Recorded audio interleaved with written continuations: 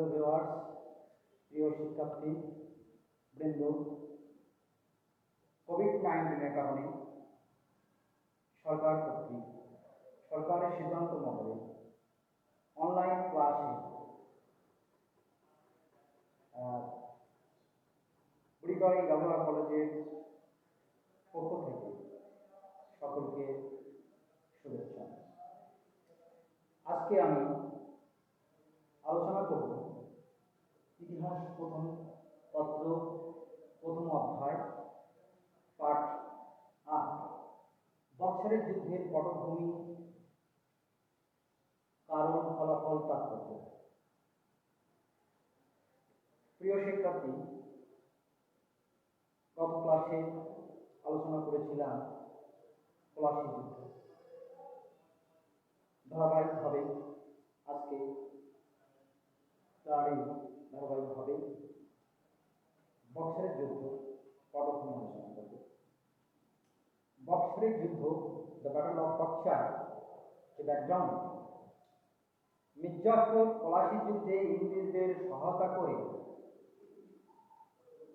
তার সহায়তা করার কারণে পুরস্কার স্বরূপ ইংরেজদেরকে সহায়তা করার কারণে বা পুরস্কার স্বরূপ 19শে জুন 1757 খ্রিস্টাব্দে বাংলার সিংহাসন লাভ করে। তার ধারণা ছিল যে মুর্শিদাবাদের রাজকোষে বিপুল পরিমাণ অর্থ আছে এবং তিনি এই অর্থ দিয়ে ইংরেজদের দাবি মিটিয়ে তিনি সুষ্ঠুভাবে রাজ্য পরিচালনা করবেন। কিন্তু ক্ষমতা গ্রহণ করার পর দেখলেন যে রাজকোষ প্রায় শূন্য। মির্জাফর তিনি কি করলেন, শেষ পর্যন্ত ব্যক্তিগত সম্পত্তি, স্বর্ণ অলঙ্কার সহ আসবাবপত্র বিক্রি করে ইংরেজদের কাছে অঙ্গীকার যে আবদ্ধ ছিলেন সেটি তিনি শোধ করলেন। এর ফলে তিনি দেউলিয়া হয়ে ইংরেজদের উপরে সম্পূর্ণভাবে নির্ভর হয়ে পড়লেন। এদিকে মেদিনীপুরের যে শাসনকর্তা রাজা রামসিংহ, বিহারের শাসনকর্তা রাজা রামনারায়ণ, পূর্ণিয়ার শাসনকর্তা হাজির আলী মির্জাফরের সিংহাসনকে অবৈধ ঘোষণা করেন এবং তার বিরুদ্ধে বিদ্রোহ ঘোষণা করেন। মির্জাফর রায়দুল্লাহকে দোষী সাব্যস্ত করে তাকে শাস্তি দিতে উদ্যত হন। শেষ পর্যন্ত ইংরেজদের সহায়তায়, তাদের হস্তক্ষেপে তিনি ক্ষান্ত হন। ক্লাইভের মধ্যস্থতায় রাজা রামসিংহ এবং রাজা রামনারায়ণ সাথে মির্জাফরের যে বিদ্রোহ সৃষ্টি হয়েছিল সেটিও বন্ধ হয়ে যায়। ইংরেজদের সাহায্যে ঢাকার বিদ্রোহ দমন করতে পারলেও পূর্ণিয়ার বিদ্রোহ তিনি দমন করতে পারলেন। কারণ তার যে আর্থিক যে দুরবস্থা, সে আর্থিক দুরবস্থার কারণে তার পক্ষে সম্ভব নয়। চুক্তি অনুযায়ী ইংরেজদের পাওনা সমুদায় অর্থ পরিশোধ করা সত্ত্বেও তিনি বর্ধমান, নদিয়া, হুগলি প্রভৃতি পরগনার রাজস্ব ইংরেজদের হাতে তুলে দিতে পারত। উপরন্ত নৌবহর এবং সেনাবাহিনী ব্যয়ভার নির্বাহের জন্য অতিরিক্ত 25 লক্ষ টাকা ক্লাইভকে পুরস্কার স্বরূপ 21 লক্ষ টাকা প্রদান করতে বাধ্য হয়ে মির্জাফর সর্বশান্ত হয়ে পড়েন। অবশেষে তিনি বুঝতে পারেন ইংরেজরা তাকে নামে মাত্র নবাব বানিয়ে শোষণ করছে। তিনি ইংরেজদের প্রতিপত্তি খর্ব করার জন্য ওলন্দাজদের সাথে মিত্রতার চেষ্টা করেন। কিন্তু 1759 খ্রিস্টাব্দে রিদারার যুদ্ধে ইংরেজদের কাছে ওলন্দাজদের চূড়ান্ত করা যায়, ফলে তার এই পরিকল্পনা পর্যবসিত হয়। এদিকে মির্জাফরের বাকপত্র, তার উপযুক্ত পুত্র মিলনের মৃত্যু, অকাল মৃত্যু, রাজকোষের শূন্যতা, বাংলার প্রশাসন একেবারে ভেঙে পড়ে। ইংরেজরা এই সময় বুঝতে পারে মির্জাফরকে শোষণ করে আর অর্থ আদায় করা সম্ভব নয়। তাই ইস্ট ইন্ডিয়া কোম্পানি অস্থায়ী গভর্নর হেনরি ভ্যান্সিটারের প্রস্তাব মতো অজুহাত দেখিয়ে 1760 খ্রিস্টাব্দে সিংহাসনচ্যুত করেন। মির্জাফরকে সিংহাসনচ্যুত করেন। নবাবের পদে বসানো হয় মির্জাফরের জামাতা মীর কাসিমকে। এভাবে বিশ্বাসঘাতক মির্জাফরের পতন ঘটে। মীর কাসিম ছিলেন রাজনৈতিক দূরদর্শিতা সম্পন্ন সুদক্ষ শাসক। তিনি বুঝতে পেরেছিলেন মির্জাফরের পতনের কারণগুলো তিনি বুঝতে পেরেছিলেন। তার আর্থিক দুরবস্থা, সামরিক দুর্বলতা, ইস্ট ইন্ডিয়া কোম্পানির অর্থলোলুপতা। তিনি চাইলেন ক্ষমতা গ্রহণ করার পর তিনি চাইলেন সম্মানজনক উপায়ে ইংরেজদের প্রাপ্য মেটানোর পর আর্থিক ও সামরিক দুর্বলতা কাটিয়ে বাংলার স্বার্থ রক্ষা করা। তিনি সিংহাসনে আরোহণ করে চুক্তি মোতাবেক কোম্পানিকে বর্ধমান, মেদিনীপুর, চট্টগ্রামে রাজস্ব আদায়ের পরোয়ানা প্রদান করেন।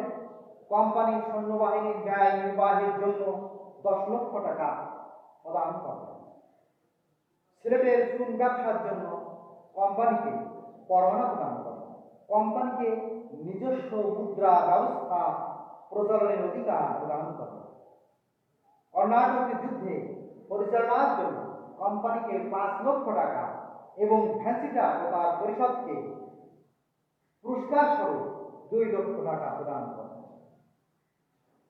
এভাবে কোম্পানির প্রাপ্য মিটিয়ে মীর কাসিম আর্থিক স্বাবলম্বিতা অর্জনের দিকে নজর দেন।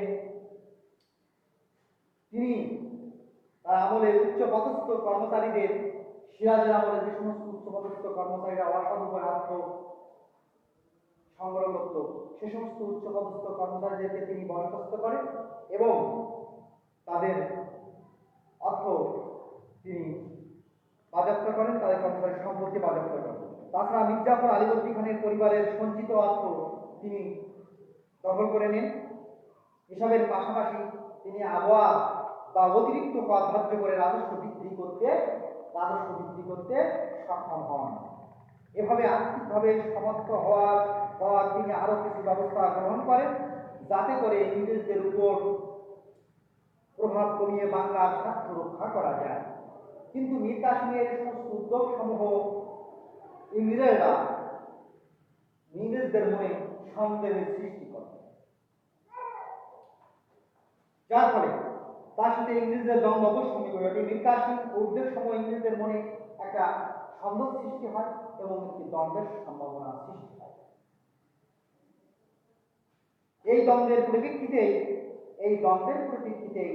বক্সার প্রান্তে এই যুদ্ধ সংঘটিত হয়েছিল, যে কারণে এটি বক্সারের যুদ্ধ এবং এই বক্সারের যুদ্ধ প্রেক্ষাপট তৈরি হয়। তাহলে ভিউয়ার্স, আমরা বুঝতে পারলাম যে বক্সারের যুদ্ধে পটভূমি কিভাবে বক্সারের যুদ্ধ যে মীর কাসিম সাথে ইংরেজদের যে বক্সারের যুদ্ধ সংঘটিত হয়েছিল তার পটভূমি কিভাবে রচিত হয়েছিল সেটা আমরা বুঝতে পারলাম। তো বক্সারের যুদ্ধ পরে আমরা এর তাৎপর্য ফলাফলের মধ্যে দিয়ে আমরা বুঝতে পারবো তাৎপর্য এবং ফলাফলটা কি। পলাশীর যুদ্ধ ছিল মূলত একটি সাজানো নাটক। এটি ছিল মূলত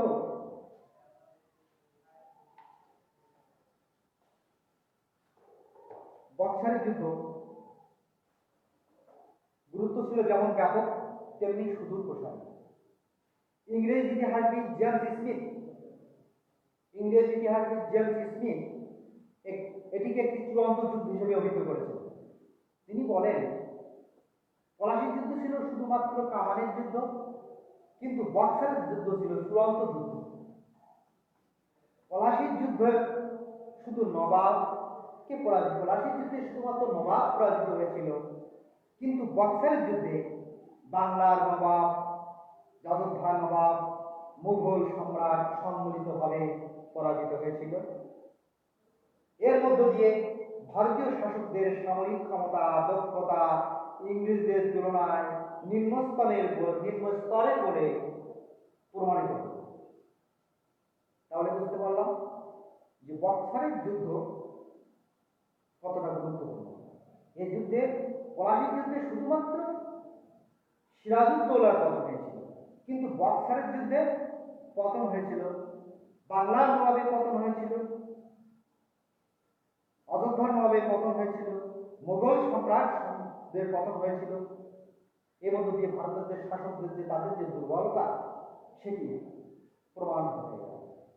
মীর কাসিম সিংহাসনচ্যুত হন মির্জাফর। এর ফলে কি হলো? বক্সারের যুদ্ধে মীর কাসিমের পরাজয়ের ফলে মীর কাসিম সিংহাসনচ্যুত হন এবং মির্জাফর পুনরায় আবার সিংহাসনে আসেন। ইংরেজরা পুনরায় আবার মির্জাফরকে পুনরায় সিংহাসনে আরোহণ করান। নানা সত্তা আরোপ করে মির্জাফরের ক্ষমতা সমৃদ্ধ করা হয়। নানা সত্তা আরোপ করে মির্জাফরের ক্ষমতাকে আরো সীমাবদ্ধ করা হয়। অপরদিকে ইংরেজরা সব বাণিজ্যিক সুবিধা ফিরে পায়। অযোধ্যার নবাব পরাজিত হয়ে রৈলা খণ্ডে পলায়ন করেন। অবশেষে ইংরেজদের সাথে সন্ধি করে তিনি রাজ্য ফিরে পান। ইংরেজরা অযোধ্যা দখল করার পরিবর্তে একে আশ্রিত রাজ্যে পরিণত করে এবং বাংলাকে মারাঠা আক্রমণের হাত থেকে রক্ষা করার জন্য এটিকে বাহার রাষ্ট্র হিসেবে ব্যবহৃত করে। অপরদিকে মীর কাসিম আত্মগোপন করেন, দিল্লির সম্রাট ইংরেজদের পক্ষ অবলম্বন করেন। ভারতবর্ষে ইংরেজ বাহিনীর সামরিক সক্ষমতা প্রমাণিত হয়। এর ফলে ভারতের অন্যান্য স্থানে বিনা বাধায় ইংরেজ আধিপত্য প্রতিষ্ঠিত হয়। অযোধ্যার নবাবের কাছ থেকে কারা এলাহাবাদ অঞ্চল যদি কেড়ে নেওয়া হয়, বাংলা থেকে দিল্লি পর্যন্ত সমগ্র উত্তর ভারত ইংরেজদের অধীনে চলে যায়।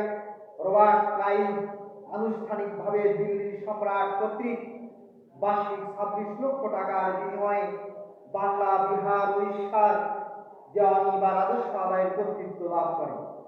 এর ফলে বাংলার উপর ইংরেজ অধিকার আইনত স্বীকৃতি লাভ করে এবং কোম্পানি অসীম ক্ষমতার অধিকারী হয়ে ওঠে।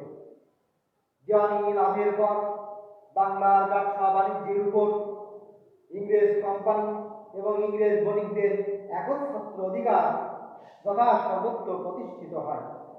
বাংলার স্বাধীন নবাবী আমলের প্রকৃত অবসান ঘটে। ভারতবর্ষে ব্রিটিশ সাম্রাজ্যের গোড়াপত্তনের দিক দিয়ে বিবেচনা করলে